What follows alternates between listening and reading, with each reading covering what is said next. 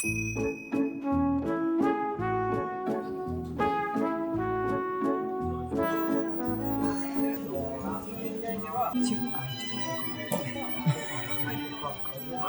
무슨 말 할지 몰라. 계획이 전혀 없어요.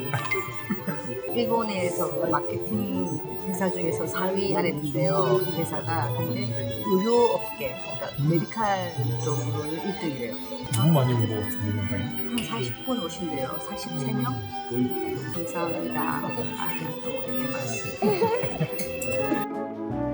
少しですね、そんなことですと思いますが、どれだけ技術があっても、別にこのセミナーだから新しい取り組みができるということがあるかと思います。これからはですね、韓国の、春江地下のイアンナ院長から、こんにちは。こんにちは。私は이한나です. 여기까지는 할 줄 알아요. 그러면은 강의를 시작해 보도록 하겠습니다. 저희 병원 이름이 하루에입니다. 근데 하루에는 일본 말로는 봄으로 간다라는 뜻인 것 같은데 한국에서는 하루라는 뜻입니다.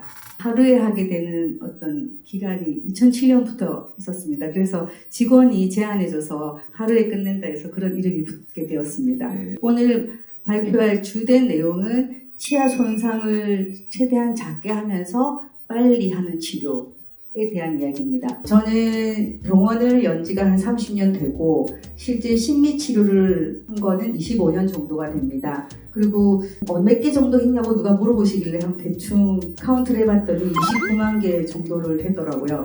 이렇게 많은 치료를 하면서 계속 제가 생각해봤는데 도대체 저는 무엇을 추구하는가 하고 이 강의를 준비하면서 생각해봤더니 안전한가, 효율이 있는가, 수익성이 나는가 이 세 가지가 포인트였습니다.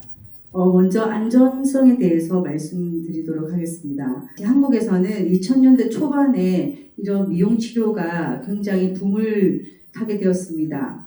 저는 미용 치료를 무슨 돈벌이를 더 많이 하려고 시작한 것은 아닌데 강의 들은 대로 이를 깎고 본을 뜨고 기공소로 보내서 이렇게 치료를 시작했는데 생각했던 거와는 다른 결과물이 나왔습니다. 기공소에 그냥 글로 써서 이렇게 만들어주세요 하고 보냈죠. 환자들은 미용 치료를 할 때 좀 더 드라마틱한 결과, 본인이 원하는 어떤 결과를 향하고 있는데 기공소는 그걸 못 따라줬습니다. 그래서 저만의 제 생각이 들어가 있는 디자인을 글로 표현하는 것이 아니라 왁스 작업을 해서 기공소에 똑같이 만들어 달라고 오더를 했습니다.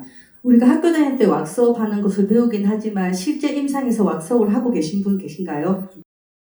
많지는 않으실 거라고 생각합니다. 이런 왁스업 작업은 크게 두 가지의 중요한 점이 있었습니다. 제가 원하는 모양을 기공소에 가장 잘 표현할 수 있었고 두 번째로는 인덱스를 떠서 불필요한 치아 색제를 하지 않고 꼭 필요한 만큼의 치아 삭제를 하기 위한 것이었습니다. 물론 기공소에 왁스업을 부탁할 수도 있는데 기공소에 왁스업을 부탁하면 돈을 많이 줘야 되고 두 번째는 제가 원하는 모양을 또 설명해야 되는데 못 알아듣고 하기 때문에 제가 직접 했습니다.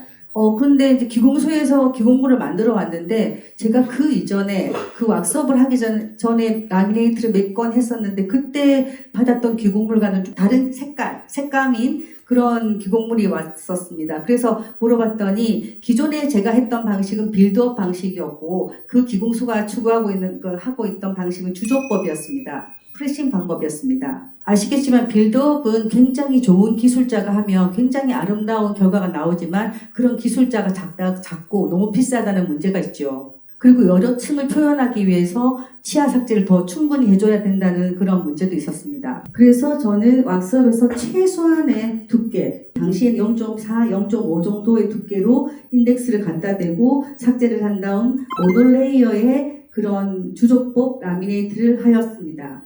근데 사람들은 그런 모노레이어를 했을 때 모노크로마틱하다, 되게 색감이 인위적이라고 생각하기 쉽지만 실제 아주 얇은 주조법의 라미네이트는 그 속에 있는 자기 치아 색깔이 우러나오면서 자연스러웠습니다. 저는 그 얇은 방식으로 계속 하다가 기공이 재미있어서 제가 또 기공도 배우기도 했습니다. 2007년 10월에 하루 만에 하는 라미네이트를 시작하는 셈이죠. 보통 두께는 0.2에서 0.3mm 정도로 하고 있습니다. 근데 이제 우리가 생각하기에는 기공사나 치과의사들 중에서 치아 하나를 이런 식으로 만들었을 때 뭐 어떤 층, 에나멜층, 뭐 이렇게 마멜론 이런 걸 다 표현해야 된다고 생각하기 쉬운데 그걸 표현해도 좋지만 그걸 표현했을 때 환자가 좋아하지 않는 경우도 있고 실제 중요한 것은 환자 전체 얼굴에서 치아가 얼마나 아름답게 매칭되느냐가 더 중요한 포인트라고 생각하는데 너무 치아 하나만 쳐다보는 기공사, 치과 의사들이 조금 저랑은 좀 맞지 않았습니다. 왜냐하면 얼굴 이쁘려고 하는 거잖아요. 이런 걸 원하는 사람도 있고 저런 걸 원하는 사람도 있기 때문에 이 진단이 굉장히 중요합니다. 환자가 뭘 원하는지 먼저 파악해야 합니다.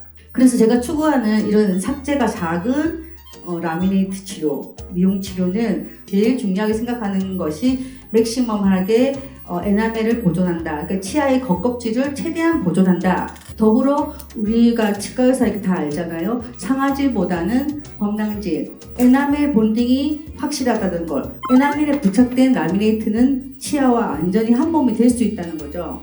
그리고 조금 전에 보셨던 것처럼 굉장히 얇기 때문에 굉장히 자연스러운 그런 투명함을 추구할 수 있다는 점도 중요한 점이라고 생각합니다. 저뿐만 아니라 모든 치과 의사 선생님들이 마찬가지겠지만 어떻게 하면 좀 더 일을 쉽게 할지 매일 생각하지 않나요? 저는 제가 하는 모든 일을 심플하게 만들려고 늘 노력합니다. 이 디지털 덴티스트가 발전하면서 저와 굉장히 잘 매칭되었고 그래서 모든 임상들이 더 심플하게 진행되고 있습니다. 그럼 저라고 모든 환자를 다 만족시켰을까요? 제가 아무리 치료를 잘한다 해도 환자가 원하는 것을 채워주지 못하면 그 치료는 실패로 갑니다. 제가 오늘 말씀드리는 거에 가장 중요한 점은 하루 만에 한다는 것이 아니라 최대한 치아 손상을 줄이면서 가장 아름답게 결과물을 내는 것에 있습니다. 이상입니다. 네. 감사합니다. 아리가또 고자이마스. 아리가또 고자이마스.